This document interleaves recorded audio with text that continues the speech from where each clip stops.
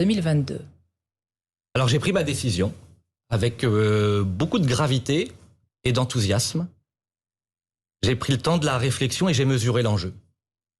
J'aime la France depuis mon enfance et j'ai décidé depuis près de 20 ans, par mon engagement politique et civique, de la servir. J'ai été numéro 2 des Républicains, j'ai été porte-parole de Nicolas Sarkozy, je suis député du peuple.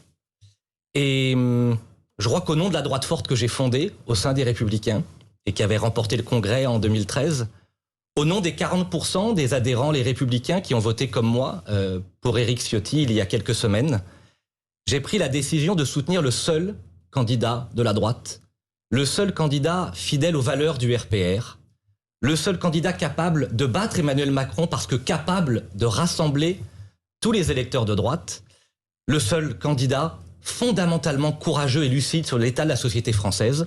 J'ai décidé de soutenir Éric Zemmour pour qu'il soit notre prochain président de la République.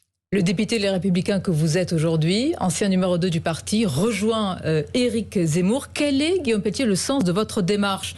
Est-ce que c'est une démarche personnelle aujourd'hui, un choix individuel que vous faites eu égard à votre parcours que vous venez de décrire? Je suis le premier et pas le dernier.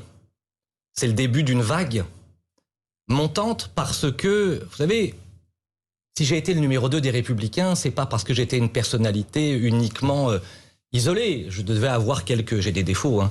Bien entendu, j'ai commis des erreurs, mais j'ai un certain nombre de qualités. J'ai été le bras droit de Philippe de Villiers pendant des années, lors du traité constitutionnel européen. J'ai été le porte-parole d'un président de la République, Nicolas Sarkozy. J'ai été le numéro 2 de ma famille politique avec Laurent Wauquiez. J'ai toujours essayé, depuis toujours, de poser les conditions d'une refondation de la droite française pour quitter le vieux piège de François Mitterrand, imposé à ma génération, il y a 40 ans, que de nous dire, puisque la gauche est minoritaire, nous allons diviser la droite majoritaire pour l'empêcher de gouverner. Et donc, avec d'innombrables élus locaux, militants adhérents, j'avais fait 30% des voix chez les Républicains, Éric Ciotti en a rassemblé, avec mon soutien et tant d'autres, 40%.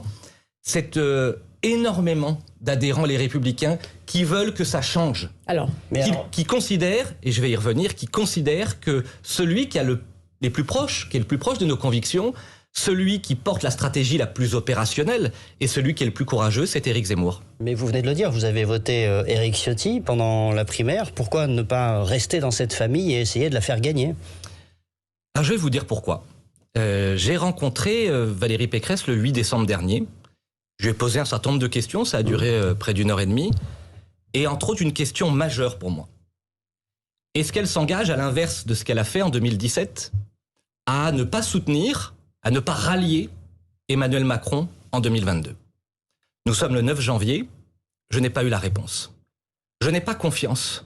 Je n'ai rien contre Valérie Pécresse humainement, je la connais bien. Votre mot est fort, vous n'avez pas confiance. Oui, je n'ai pas confiance. Vous êtes encore là, à l'heure où vous parlez, membre des Républicains. Vous ne le serez peut-être plus dans quelques minutes, quelques heures. Oui. Mais oui, vous de toute façon, je suis confiance. Au nom de cette cohérence, moi je me mets en retrait, je ne suis pas là pour faire semblant. J'assume mes convictions. Mais concernant Valérie Pécresse, que je n'attaque pas humainement, j'ai du respect pour elle, on s'entend bien. Je veux vraiment que chacun comprenne. Valérie Pécresse, c'est Emmanuel Macron. Valérie Pécresse, acte 1, a voté Emmanuel Macron en 2017. Valérie Pécresse, acte 2, a quitté les Républicains en dénonçant, à travers Laurent Wauquiez et moi-même, puisque j'étais le vice-président de Laurent Wauquiez, une droitisation excessive de notre famille politique.